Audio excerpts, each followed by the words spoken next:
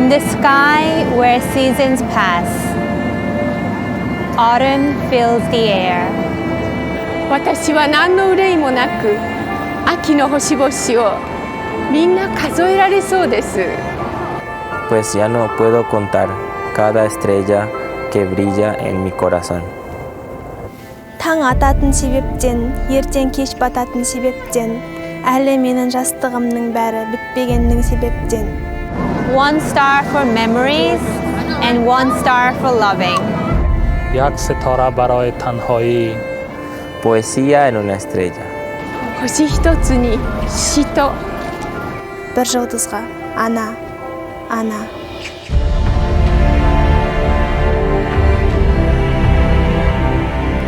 어머님, 나는 별 하나에 아름다운 말 한마디씩 불러봅니다. 소학교 때 책상을 같이 했던 아이들의 이름과 폐, 경, 옥 이런 이국 소녀들의 이름과 토끼, 노새, 노루, 라이너 마리아 릴케 이런 시인의 이름을 불러봅니다. 광복을 6개월 앞둔 1945년 2월 무명의 조선인 유학생이 일본 후쿠오카 형무소에서 죽음을 맞았다. 시인 윤동주였다.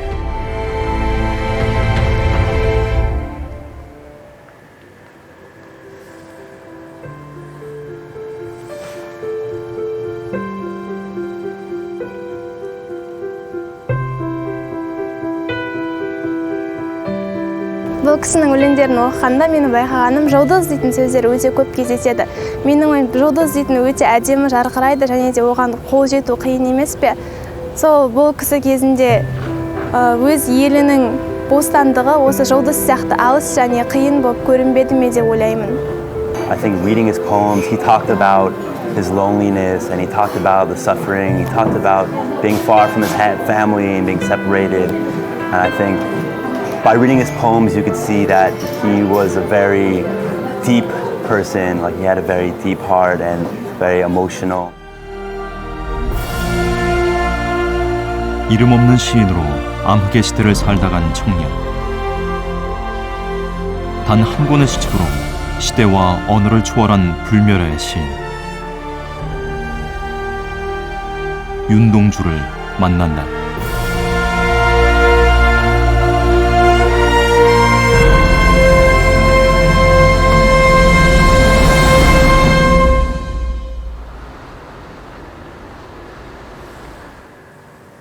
(70여 년) 전 윤동주가 다녔던 일본 도쿄의 리쿄대학교.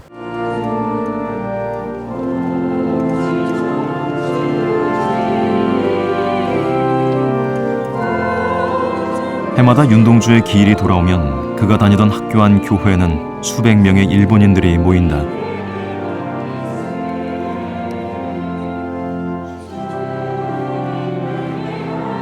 윤동주의 안타까운 죽음을 추모하고 그의 시를 기리기 위해서다.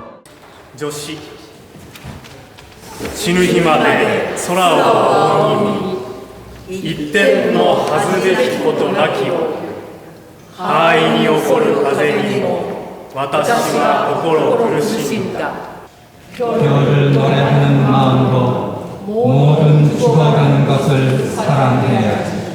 そして私に与えられた道を歩みゆかねば 오늘 밤에도 별이 바람에 스치운다.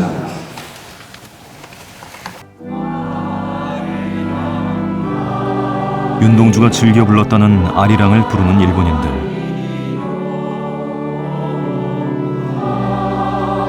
이들이 윤동주의 시의 아름다움을 느끼는데 시대와 언어의 장벽은 문제가 되지 않는다.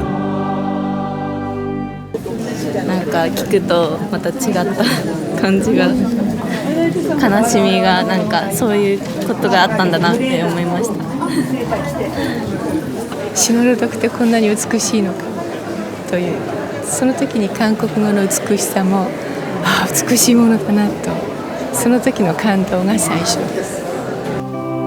両手でポケットを探り道へ出て行きます。草一本ないこの道を歩いて行くのは石垣の彼方に私が残っているからだ。私が生きているのはただなくしたものを探し求めるためなのです。青春詩人ですね。若い人でなきゃ書けません。ああいう書き方は、ああいう詩はとても老人には書けない詩です。清らかな詩ということですね。日本の若者たちはユンドンジュの特に별에는 밤とか草詩が好きだという人が多いですよね。で、共感することができる側面というのはその叙情性、またそれが愛へと向かっているその思考性ですね。そういうことに日本の多くの若者たちも感銘を受けているんじゃないかなと思いますけども。 윤동주가 유학했던 또 다른 대학 도시샤대. 교정에 세워진 윤동주 시비에는 젊은이들의 발길이 끊이지 않는다.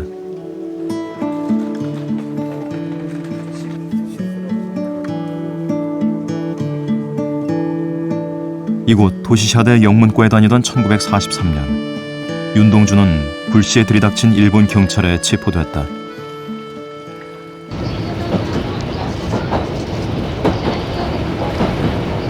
윤동주는 8개월에 걸친 신문 끝에 재판에서 2년형을 선고받고 후쿠오카로 이송된다. 당시 사상범들을 수용했던 후쿠오카 형무소.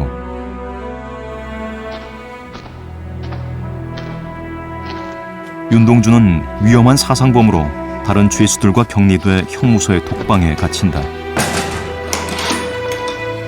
차디찬 독방에서 죽어간 윤동주. 당시 누구도 주목하지 않았던 무명 시인의 쓸쓸한 죽음이었다.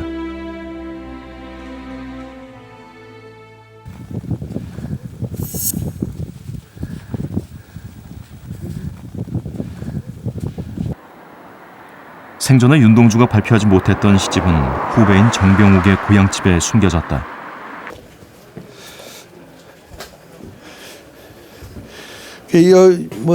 요 밑인데요. 요 밑인데 요걸 이제 그 아버지 어머니가 이제 이쪽에 밑에 우리가 여기 뜯고 마루를 뜯고 요 밑에다가 이제 독을 묻고 이제 그 아무래도 상하니까 독 속에다가 넣어서 보관을 했었다.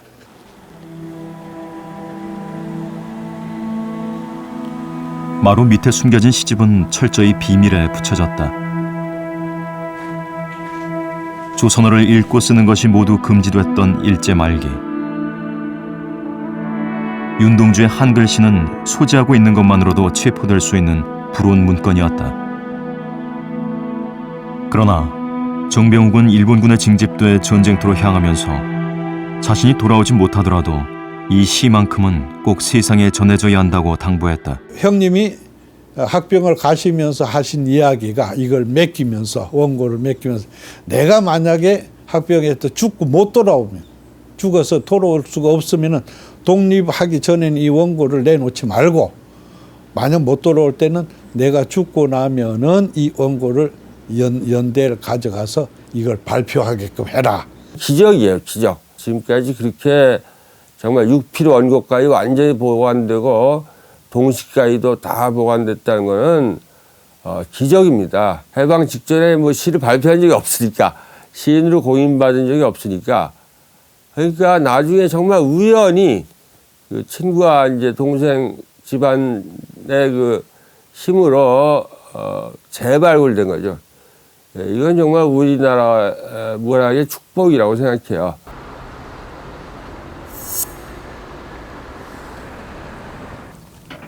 연세대학교 도서관의 국학자료실. 제작진은 이곳에서 윤동주의 6필 원고를 연구 보존을 위해 수장고에 들어가기 전에 마지막으로 촬영할 수 있었다.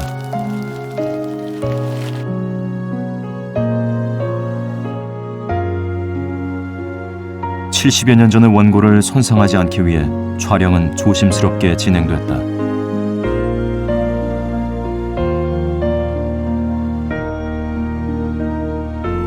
하늘과 바람과 별과 시의 6필 시집이 마침내 모습을 드러낸다.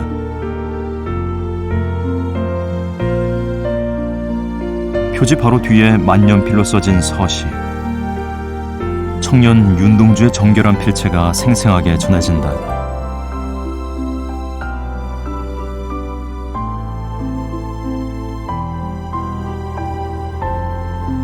윤동주는 현재 한국인이 가장 사랑하는 시인으로 특히 청년층의 절대적인 지지를 받는다.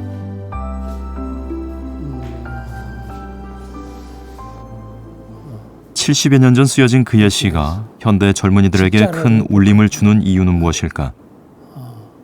그 이유를 후배 시인 세 사람에게 들어보기로 했다. 근데 젊었을 때 저렇게 글자를 자리를 잡은다는 게, 윤동주 씨는 뭐 서정이니 뭐 참여니 뭐 저항이니 이런 것들이 다 포함이 되어 있으면서도 그럼에도 불구하고 정말 문학적이고 시적인 감성을 놓치지 않은 시인이고 그게 영원성에 다 있다는 생각이 들죠.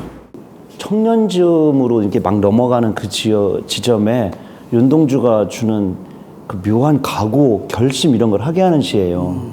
이렇게 왜 이렇게 청순하고 고결하고 뭔가 이렇게 살아야겠다 이런 삶 자체가 이 순결하고 또 깨끗하기 때문에 이제 거기서 나를 또 비춰보는 지금 내 현실이었던가 지금 우리 그 나라의 현실은 어떤가 이런 것들을 그 시를 통해서 비춰볼 수 있기 때문에 영원한 청년으로 이렇게 일반 독자들이나 사람들에게 주어지는 그런 강점이 있는 것 같아요. 우리가 김광석의 노래를 영원한 청년의 그렇지. 언어. 아, 청년이네.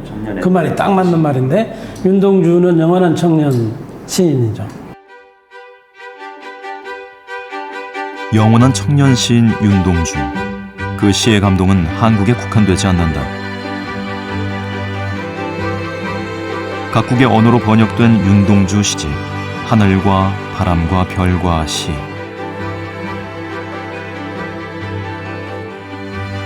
윤동주 시집은 영어 등 많은 나라의 언어로 번역돼 전 세계에서 출판됐다. 세계의 젊은이들은 윤동주의 시를 읽으며 깊은 감동을 공유한다.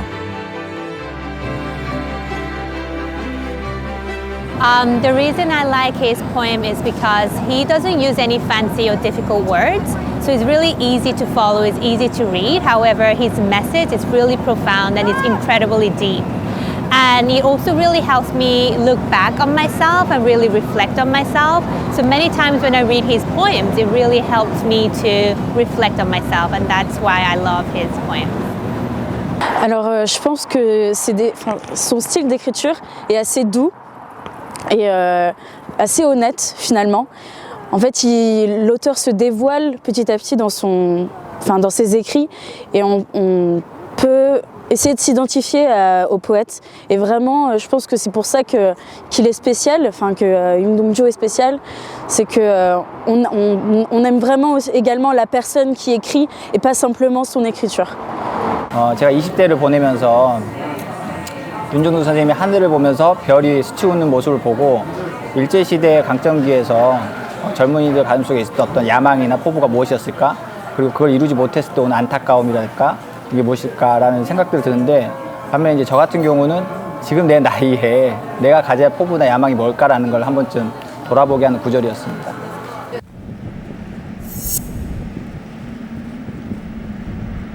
중국 북간도의 드넓은 벌판. 이곳에서 어린 윤동주는 시인의 꿈을 키웠다.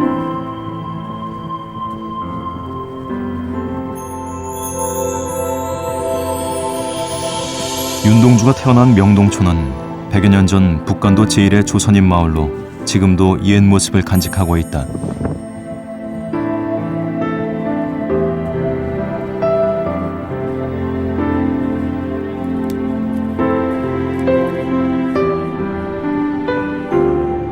윤동주의 생가는 마을 한 복판에 자리한 큰 기와집이다. 조부 때 함경도를 떠나온 윤동주의 집안은 콩농사를 크게 했던 분홍이었다. 1917년 윤동주는 이 집의 맏손주로 태어난다.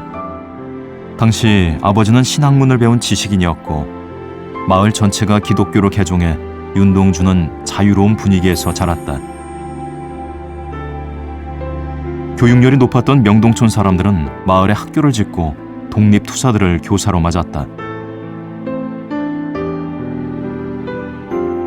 이렇게 만들어진 마을 학교에서 어린 윤동주는 한글을 배웠다.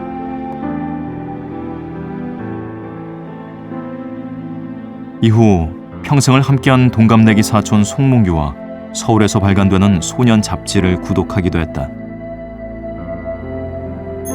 이 지역의 투철한 민족주의자들 그리고 교육자들이 바로 음으로 향으로 우리 말과 글을 가르쳤습니다. 정상적인 수업 시간에도 일본 사람의 눈을 피해가면서 우리 역사를 가르쳤고 또 우리 말과 글을 가르쳤습니다.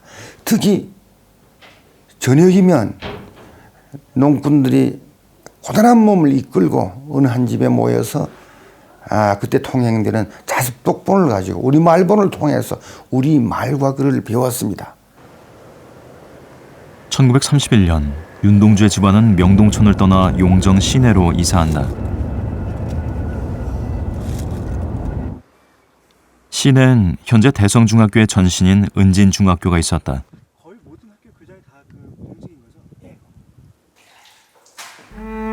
은진중학교는 일제의 손길이 미치지 않는 기독교계 학교로 많은 독립투사들을 배출한 곳이었다.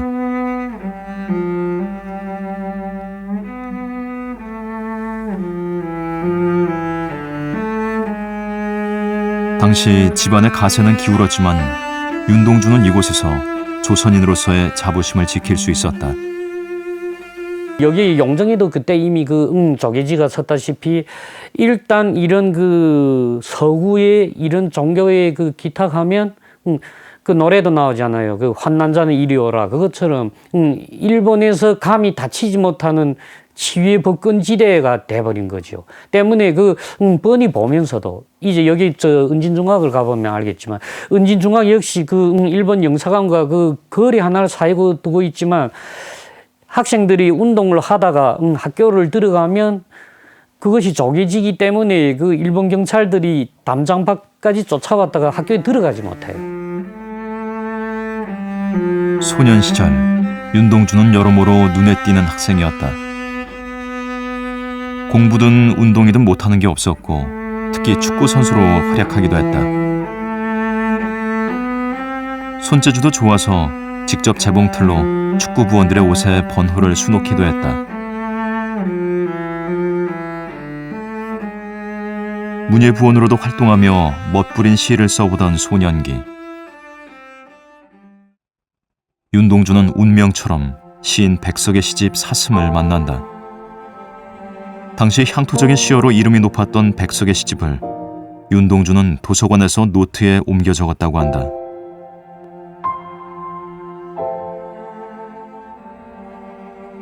소년 윤동주를 매료시킨 또 다른 시인은 정지용이었다.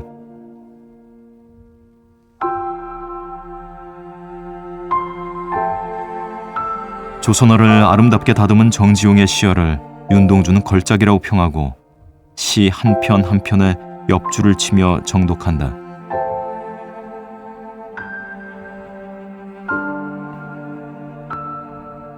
특히 윤동주는 정지용 시집 3부의 동시편에 주목했는데 동시에 쓰인 아름답고 순수한 표현은 윤동주에게 신선한 충격으로 다가왔다. 백석과 정지용을 만나며 소년 윤동주는 시인이 되는 꿈을 가지게 된다. 정지용 시집 나오자마자 산 거죠. 그게 거의 1월 달인가 나왔는데 시집이 나오자마자 대단한 거예요. 고등학교 2학년 애가 그 당시에 중요한 시집을 나오자마자 탁 사온다는 거죠. 그러니까 정지용이란 인물, 백석이란 인물, 오장환, 이상, 이 사람은 내가 한번 넘어야 될 좋은 선생으로 생각했던 것 같습니다.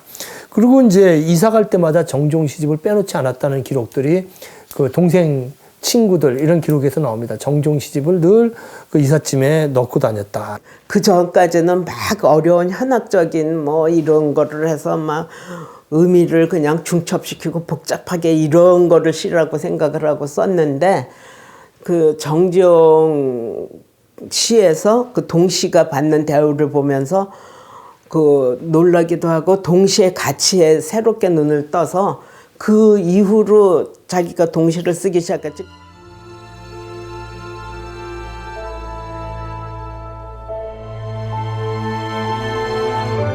바닷가 사람, 물고기 잡아먹고 살고, 산골의 사람,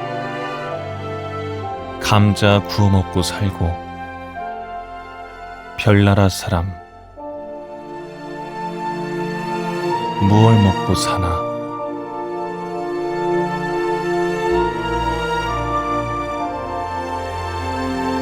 소년기의 습작 무얼 먹고 사나는 윤동주 시집의 영문판에도 실려있다. 윤동주 동시의 순수함은 이후 그의 시세계가 영원성을 가지는 중요한 바탕이 된다. Писатель Юн Донджу, он задавался многими вопросами, и очень было интересное выражение о том, как живут люди на звездах. Это говорит о том, что человек имеет очень богатую фантазию, и он, несмотря на его тяжелую жизнь, он думал очень много о простых и светлых вещах.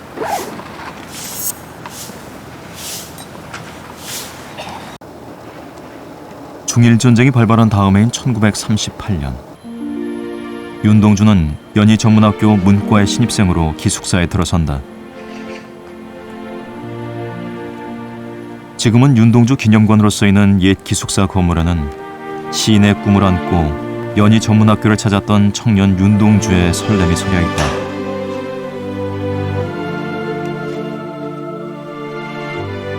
일본이 전시 분위기를 강화하며 조선어 교육을 전면 금지하던 당시 기독교계 학교인 연희전문학교에서만은 우리말과 역사를 배울 수 있었다.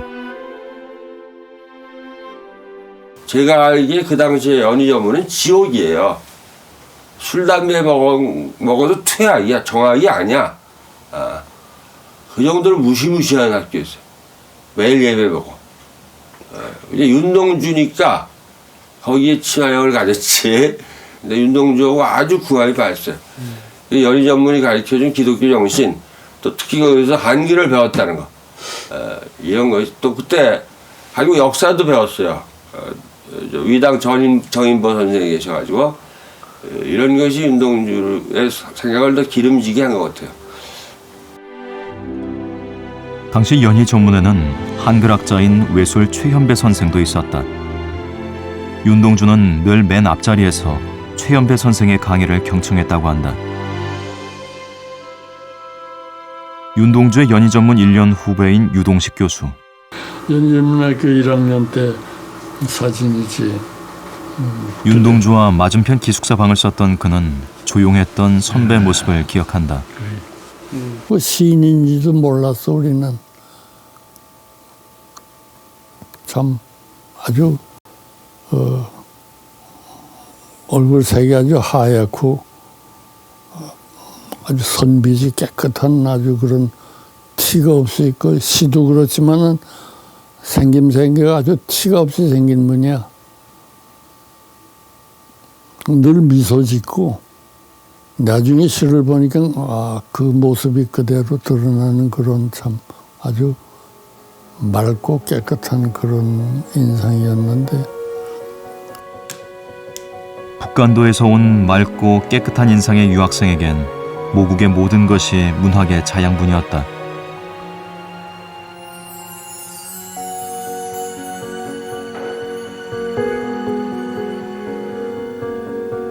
청년 윤동주는 당시 조국의 현실을 접하며 아름다운 시어를 다듬게 매진한다. 마침내 그의 시에선 한자어가 완전히 사라지고 현대적인 시어가 완성된다.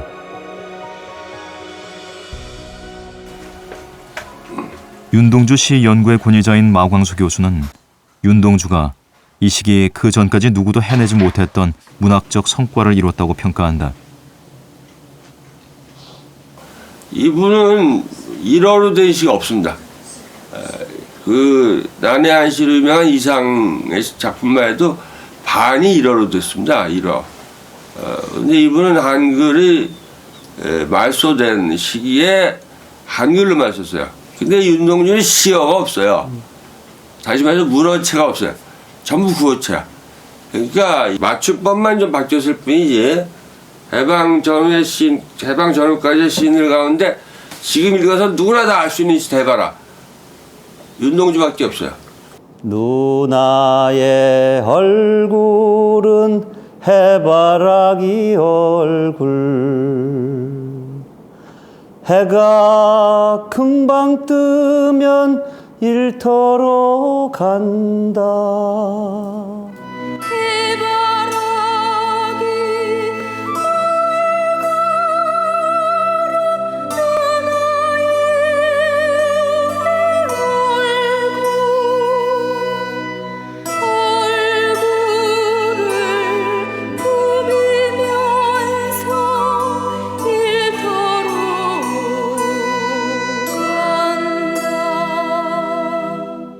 그러니까 많은 사람들이 윤동주의 시를 좋아하는 수도 없이 많은 이유가 있지만 어떤 이야기를 해도 그 안에 끝자락에는 절망 끄트머리에 희망의 단서를 이렇게 놔주는. 해바라기는 이렇게 이제 해를 쳐다보면서 이렇게 이제 올라가는. 그래서 아주 슬픈 얘기 중에서도 아주 그 희망적이고 밝은 어떤 지점을 장치해 놓는 것 같아요. 윤동주의 시에는.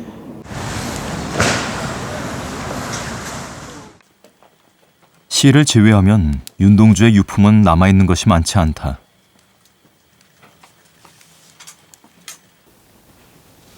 몇 개나마 남은 것은 친구인 강처중이 보관하던 것이다. 저는 강철 선생님이 갖고 계시다가 주셨던 버클이에요. 졸업기념으로 이제 연희에서 문과였기 때문에 LD가 되는 거예요. 친구는 윤동주가 연희 전문 시절 얻은 귀중한 재산이었다.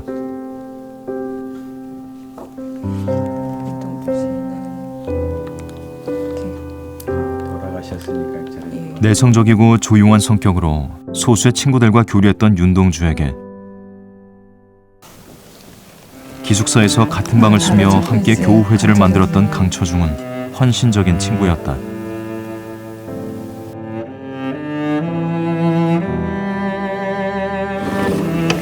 강처중은 윤동주가 일본으로 유학 간 후 그의 물건을 복원하다 광복 후 월남한 유족에게 책상을 비롯한 유품을 건넸다고 한다. 전해주신 책들이에요.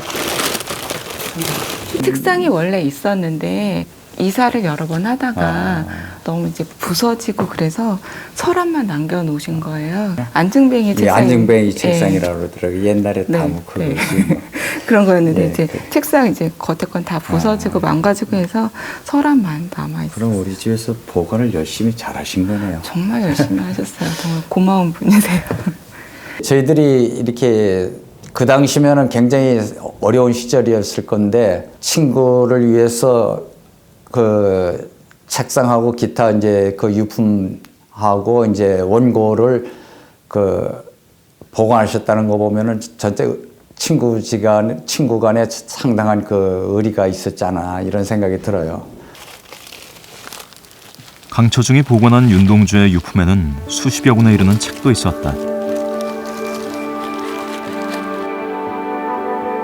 그것은 이전에 알 수 없었던 윤동주의 사상 세계에 접근할 수 있는 하나의 실마리였다.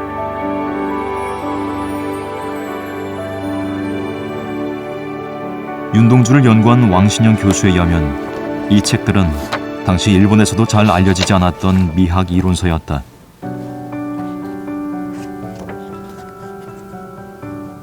윤동주는 굉장히 우리가 그 서정적인 그런 그 시인으로 생각을 했기 때문에 시집이라든가 문학서가 많을 거라고 생각했는데 의외로 일본어 그 도서들은 거의가 다 어떤 뭐 비평서라든가 아니면 뭐 이론서라든가 그런 것이 많아서 책은 제국주의에 반대하며 완전한 아름다움을 강조하고 있다. 완전한 이해가 동반됐을 때 과연 미는 완전한 것으로 존재할 것인가? 미는 사랑을 불러일으킨다. 이렇게 되는 거죠. 결국은 윤동주가 굉장히 그 넓은 의미에서의 그 반파시즘이라는 그런 관점을 사랑이라고 하는 관점, 미와 사랑이라는 관점을 연관시켜서 그 천착해 나갔다 하는 부분이 사실은 이 모든 그 독서 체험의 중심입니다.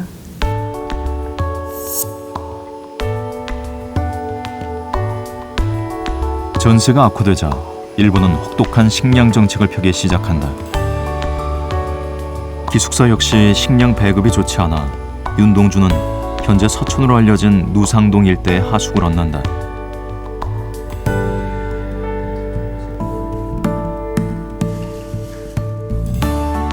예술촌으로 변한 서촌의 명물 윤동주의 하숙집 터. 이곳에서 윤동주는 후배 정병욱과 함께 시쓰기에 매진한다. 정병욱은 윤동주가 시로 소통한 유일한 친구이기도 했다. 강처종 선생이 쓴 발문 같은 거 보면 이제 윤동주가 절대 안 하는 게 이제 뭐 시를 이렇게 어디 지적하면은 이제 그런 거를 안 받아들였다. 강처중의 그 시에 대한 충고는 안 듣고 정병욱의 그 후배인데 5살이나 아래 후배인데도 정병욱이 하는 얘기는 귀담아 듣고 거기 따라서 자기 시를 이제 보완하는 거를 한 거 보면 윤동주 시인도 정병욱 씨의 능력에 대해서 충분히 이제 그 공감하고 인정했던 것 같아요. 정병욱은 윤동주가 쓴 시 별 해는 밤이 너무 비관적이라며 시어를 보충하라고 조언했다.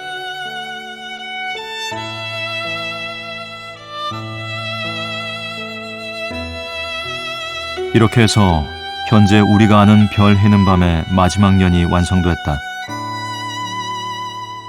후에 서울대 교수가 된 정병욱은 자신의 회고록을 통해 윤동주를 추억했다.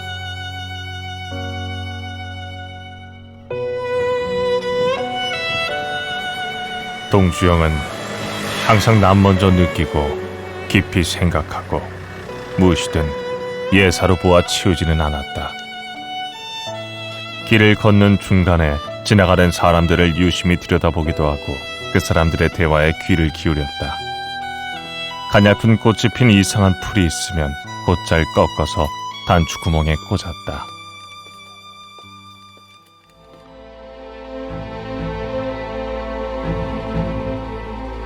연희 전문 4학년이던 1941년 일본의 압제는 극으로 치닫고 있었다. 이해 일제는 태평양 전쟁을 시작했고 조선어 말살 정책을 더욱 강화해 한글 문학은 모두 사라질 위기에 처한다. 내가 41년에 초등학교에 들어갔습니다. 한글 못 배우게 하니까 자연히 한글은 해방 후에 배운 거예요. 뭐 그런 시절이었으니까 우리의 현대시가 말하자면 습작 단계를 벗어나서 어느 정도 작품적인 성취가 이루어질 때쯤 해가지고 동시에 이제 일제가 전쟁을 일으켜가지고 전쟁 전체의 일환으로서 모든 그 한글 신문, 한글 잡지 없앴으니까 뭐 우리나라 문학이라고 하는 것이 동면 상태에 빠졌다.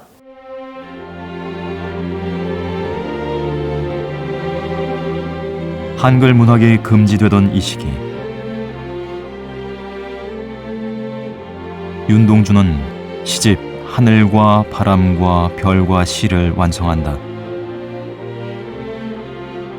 윤동주는 출판을 목적으로 모두 3부의 시고를 만들고 시 한 편을 적어 서문을 대신했다. 현재 서시로 알려진 시집의 서문. 여기엔 암흑의 시대 시집을 출판하고자 했던 청년 윤동주의 의지가 담겨 있다.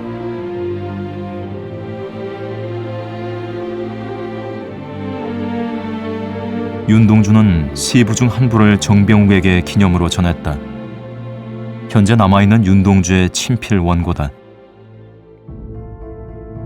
또 한 분은 연희 전문의 스승이었던 이양하 교수에게 보냈는데 이 교수는 제자의 안위를 걱정하며 출판을 만류했다. 그 안에 이미 다칠 만한 시들이 있었던 거죠. 스승으로 제자를 바라볼 때 아마 그게 제일 그 이유가 검열에 통과 못한다. 첫째, 검열에. 유족을 취재했던 작가 송우회는 윤동주가 이양하 교수의 만류에도 불구하고 시집을 내려 했다고 한다. 윤동주 시인이 그 자선 시집 그걸 갖고 와서 아버지한테 고향에 이제 용종에 와서 보이면서 이거를 내고 싶다. 그랬는데 아버지도 생각은 있었는데 이제 경제적인 여건이 안 따라줘서 그거를 이제 포기하셨는데 그 윤동주 시인 자신은 포기가 안 돼서 계속 300원만 있으면 되는데 300원만 있으면 된다 그러고 너무나 안타까워했다.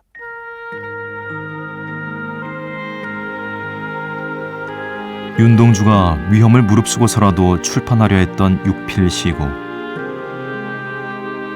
스스로 만족하는 시 19편만을 추린 시집에는 우리 귀에 익숙한 명시가 가득하다. 연희 전문에서의 4년을 마감하며 윤동주가 썼던 육필시집. 그 마지막 장에는 시 별 해는 밤이 있다.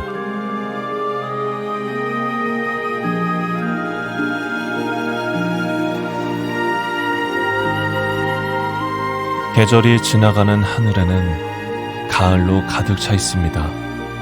나는 아무 걱정도 없이 가을 속의 별들을 다 헤일 듯합니다. 가슴 속에 하나둘 새겨지는 별을 이제 다 못 해는 것은 쉬 아침이 오는 까닭이요 내일 밤이 남은 까닭이요 아직 나의 청춘이 다하지 않은 까닭입니다. 별 하나의 추억과 별 하나의 사랑과 별 하나의 쓸쓸함과 별 하나의 동경과 별 하나의 시와 별 하나의 어머니.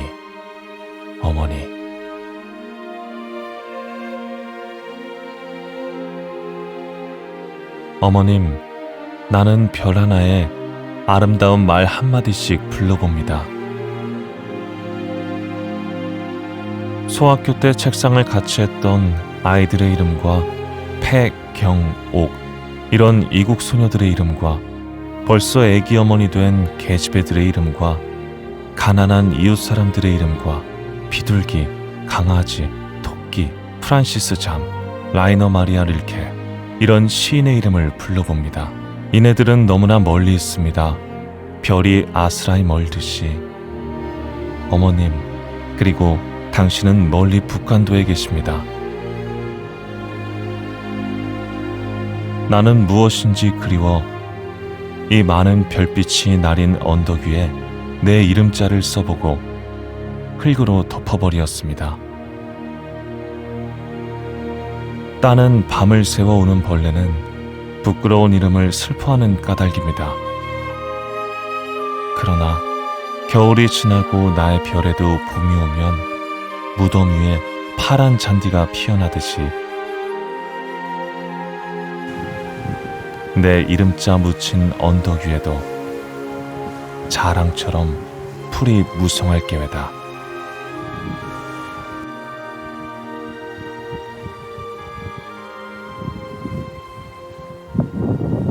프로레타 문학적이지도 않고 그렇다고 정정적인 모더니즘 문학도 아니고요.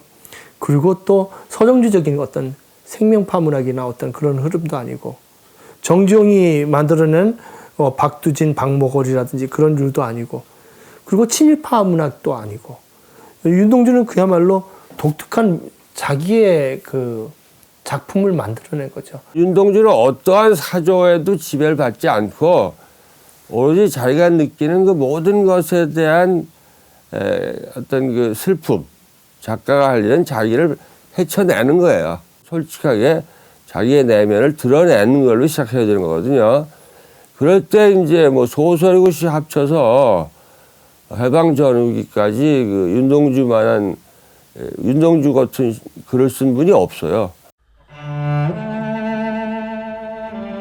파란 녹이 낀 구리 거울 속에 내 얼굴이 남아있는 것은 어느 왕조의 유물이기에 이다지도 욕될까.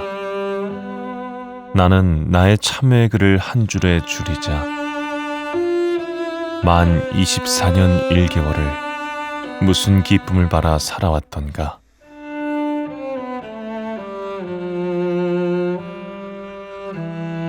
참회록을 쓰던 시기,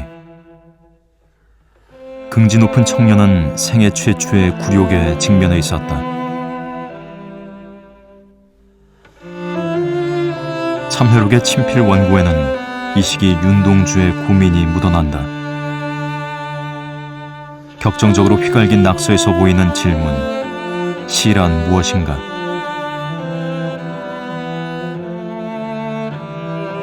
참회록을 쓰고 5일 후 윤동주는 창씨 개명을 신청한다.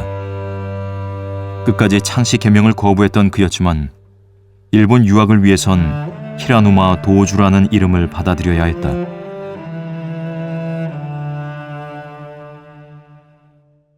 졸업할 때까지도 그 창씨 개명을 개출을 안 했어요. 그런데 일본에 유학을 가게 되면은 그 도항증명서니 뭐 이제 이런 것까지도 죄다 창씨 개명한 거하고 그 제출하는 서류들이 그 이름이 다르면은 아예 그 도항할 수도 없고 일본 그 대학에 입시 원서를 낼 수도 없으니까 할 수 없이 대동아전쟁이 한창일 때 왜 유학을 가냔 말이야. 그러니까 이 양반은 쉽게 말해서 길게 보자, 두고 보자 하는 사람이에요. 절대로 단 칼에 독립이 온다거나 단 한순간에 이 세상이 뭐 파라다이스가 된다거나 이런 게 아니라는 거죠. 차근차근 노력해서 간다. 그 노력의 일환이 바로 이제 그 어려운 시절에 유학까지 가게 만든 것 같아요. 더 공부해야 된다. 윤동주가 시의 깊이를 더하기 위해 찾았던 교토의 도시샤 대학. 당시 영문과 동기들에게 윤동주는 조금 특이한 학생이었다고 한다.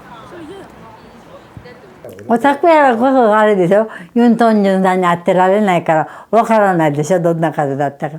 私らの方が分かってるわけです。姿勢が良かったことですね。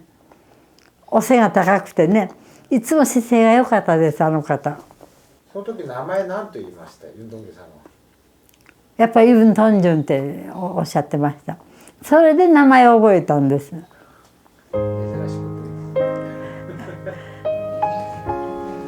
오래전 사진을 들여다보며 추억에 잠기는 윤동주의 또 다른 동급생 기타지마.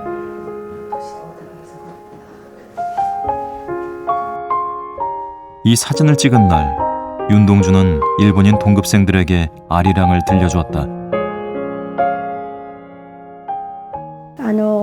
食事が終わった後ね、誰かがね「おい平沼君歌でも歌ってくれよ」とか言ったらしいんですよね。そしたらね平沼さんがねニコッとまた笑ってね歌い出したんですよ。それがねお国の言葉でねお国の方が歌われる歌ですからとっても素晴らしいんですよね。でお声もねそんなに高くはないんです。むしろ低いぐらいのお声でちょっとハスキーなんですけどねアリランを歌いなすったんです。素晴らしかったんですよね。いい印象になりました。 유학 시절 윤동주는 아름다운 교토의 풍경엔 관심이 없었다. 하숙집과 학교만을 오가며 오직 시 쓰기에 매달렸다.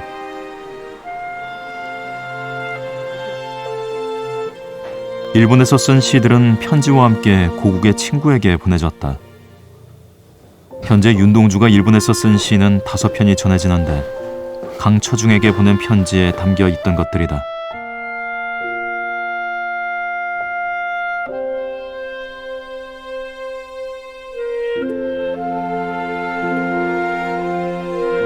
일본어만 사용해야 했던 시대. 그의 작품 쉽게 쓰여진 시를 비롯한 윤동주 최후의 시들은 강처중에 의해 지켜질 수 있었다.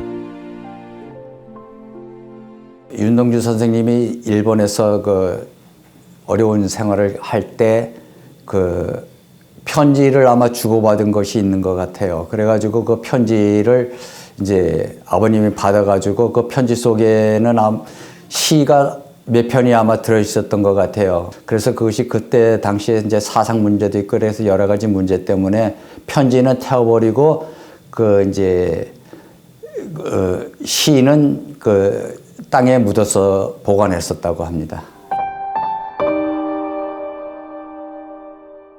창밖에 밤비가 속살거려 육첩방은 남의 나라. 시인이란 슬픈 천명인 줄 알면서도 한 줄 시를 적어볼까. 땀내와 사랑내의 포근히 품긴 보내주신 학비 봉투를 받아 대학 노트를 끼고 늙은 교수의 강의 들으러 간다. 생각해보면 어린 때 동물을 하나 둘 죄다 잃어버리고 나는 무얼 바라 나는 다만 홀로 침전하는 것일까. 인생은 살기 어렵다는데 시가 이렇게 쉽게 씌어지는 것은 부끄러운 일이다. 육첩방은 남의 나라. 창밖에 밤비가 속살거리는데 등불을 밝혀 어둠을 조금 내몰고 시대처럼 올 아침을 기다리는 최후의 나. 나는 나에게 적은 손을 내밀어 눈물과 위안으로 잡는 최초의 악수.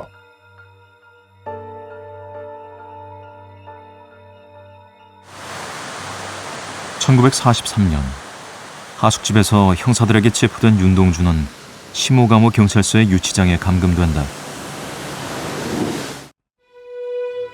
당시 윤동주는 교토 제국대학에 다니던 사촌 송몽규와 자주 교류했는데 조선인 유학생들의 동행을 주시하던 일본 경찰은 두 사람을 1년 가까이 미행하고 있었다. 북간도에서부터 함께했던 두 친구는 재판을 받고 후쿠오카 형무소에 사상범으로 투옥된다. 당시 일제는 사상범의 판결문을 극비문서로 보관했다. 2010년에야 일반에 공개된 판결문에 의하면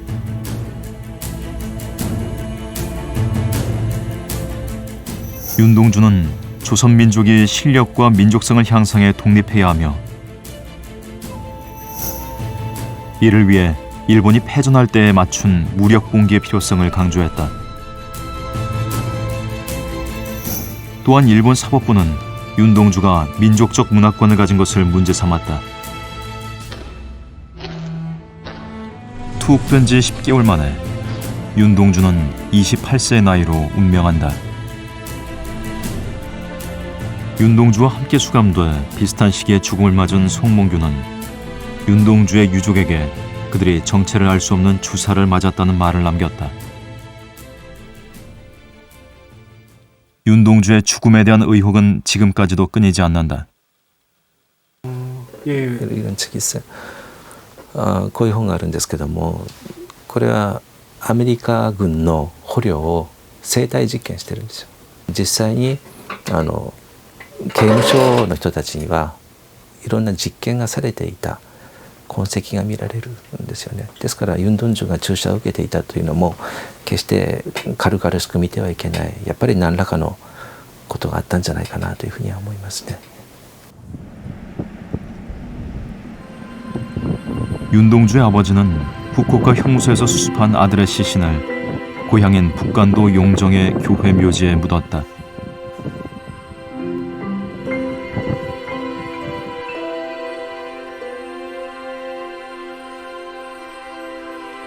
광복 후 동생들이 한국으로 오고 중국과의 국교가 단절되며 시인의 묘지는 잊혀졌다.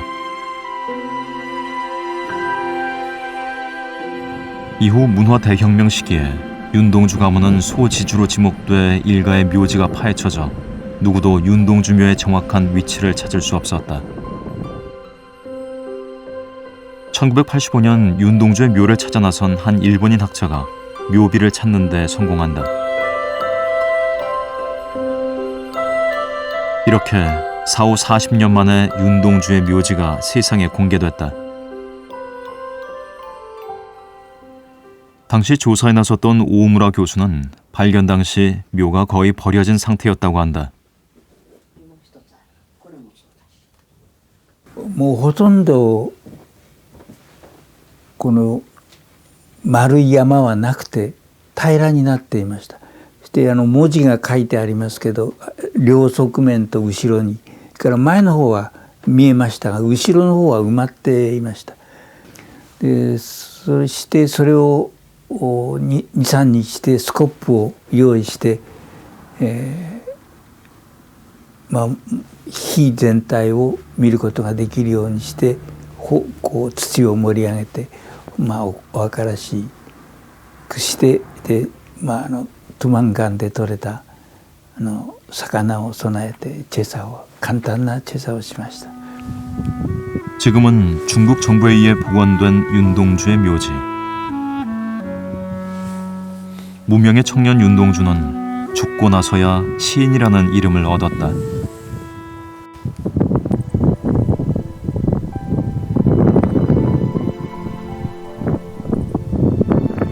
광복 후 학병으로 끌려갔던 정병욱은 살아남아 고향집에 돌아왔다.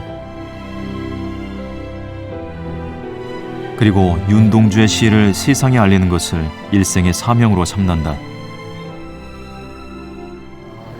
윤동주는 그런 인간의 양심 이것을 지키기 위해서 그렇게 고결하게 희생이 되셨는데 나는 살아남았구나. 자기의 삶은 윤동주의 삶에 비하면 덤이다. 이 덤 같은 삶 속에서 내가 윤동주의 시 이것을 알리지 않으면 무슨 일이 하겠나. 1948년 윤동주의 시가 마침내 세상에 발표된다. 정병욱과 강초중 두 친구가 각자 복원한 31편의 시를 모아 발간한 시집이었다. 유종호 교수는 소년 시절 구했던 초판본을 아직도 간직하고 있다. 이게 이제 하늘과 바람과 별과 시의 초판본입니다. 그런데 이게 하도 오래돼 가지고 이 카바가 다 없어졌어요. 새파랗고 까만 그런 거라서 지금도 눈에는 선선한데 이게 없어졌어요. 그 당시로서는 공을 들인 시집이에요. 한지로 되어 있고 껍질도 이게 일단 하드 카바 아닙니까? 조그맣지만은 그런 건 드물었죠. 예. 윤동주의 시집은 이후 지금까지 계속 증보판이 나오고 있다. 시를 접한 사람들은 쉽고 아름다우면서도 깊이 있는 시에 매료됐고 윤동주의 시집은 이어 세계로 퍼져나간다.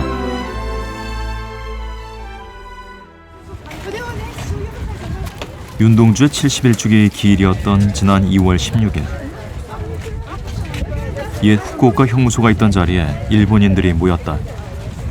1945年の2月16日に福岡刑務所で読詩をしました。彼がですね残したこの一冊の詩集がですね今韓国だけでなく、日本そしてアメリカあと中国やフランスそういった国々にも翻訳されているという。太陽を慕う子どもたちよ、星を愛する子どもたちよ、夜は暗くなったが目を閉じてゆけ、手に持った種をまきながら行け、つま先に石が当たれば閉じていた眼をカッと開け。ほななんかあまり世界幸せなこと少ないじゃないですか。なんかいろんな問題が多いからその中を子どもたちとか孫は一生懸命生きていかなくちゃいけないなって思うことが多くて、そしたらその時にこのユンドンジ氏のこの詩がすごいなんかまた今の季節にっていうか今の時期に私これ読むと自分が勇気づけられるような感じがしてこれを選びました。 윤동주의 시와 생애를 연구하는 일본의 문학자들. 윤동주가 창조한 아름다운 시 세계는 언어와 시대의 장벽을 넘어 세계에 전해지고 있다.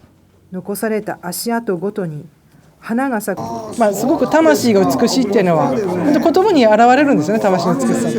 でそれが悲しみがそこにある、怒りよりも悲しみがあって、それがなんかこう打ち震えるように、こっちに伝わってくる。でその伝わるとそれが本当に個人の魂の美しさだけじゃなくて、もう世界そのものがこう美しく輝いているようにこっちには感じられるっていうので、すごくそれが素晴らしいなと。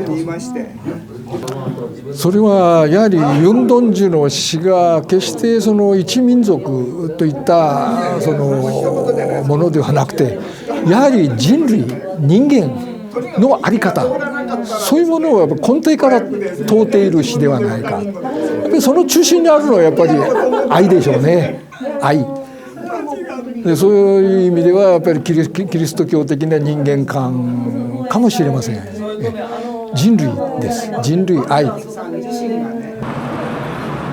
70여 년 전 일본에서 죽어간 무명의 청년은 지금 우리의 곁에 살아있다. 어느 시대 어떤 언어로든 순수를 그리고 현실을 고민하는 젊음은 그와 교감한다. 불멸의 청년 윤동주. 그는 영원히 빛바래지 않을 순수의 상징이다.